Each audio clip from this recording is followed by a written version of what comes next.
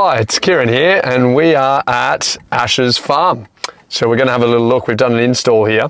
So if you have a look down here, we're coming into the drive. You can see we've got the dairy farm just down here on the right. There's loads of sheds. We're about 6 sheds down.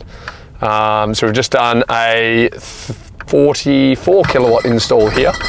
So we're going to go have a chat to Kevin, see what he thinks. We're going to have a look at the work. He did a lot of groundwork. That's why we like working with farmers. They don't mind getting the digger out, you know, and we don't like doing explorative digging. And what that means is we don't really like digging up water mains, gas mains. So we're going to go have a look at the install. I haven't been here yet after the install, so I'm really excited to see it. We put it on one of his newer sheds. In fact, I can see some of the panels there. And then we've cabled it back to the mains meter and put a nice big hybrid inverter in there. So we've put a hybrid inverter in there, but there's no batteries. I think one of the biggest problems I see in the industry now is, yes, it's slightly more expensive to put in, but what that means, it allows them to have the ability to add batteries later.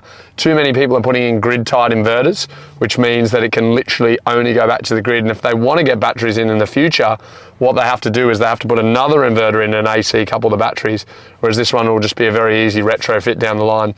Because there's going to be a phase 2 on this project, and that's what we're going to discuss with Kevin today, is he's got about 200,000 kilowatts of usage on a 100 amp 3-phase supply. So that's, you know, he's running hot, as they say. So what we're going to do is, now that we've got the system installed, we'll be able to use that system, come back, talk to the grid and see what it's going to cost. He's got a pole somewhere on this farm. I think it's actually just a little bit behind us here, where the transformer's on there, and they're going to need to come down and do the works. And what we can actually do as a bit of a USP is we can package in the grid upgrade with a second phase of the project, so that, again, Kevin's put zero money down.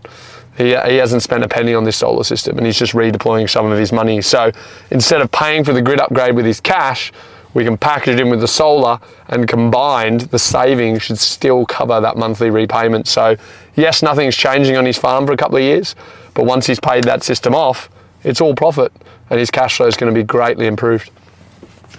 Let's go have a look.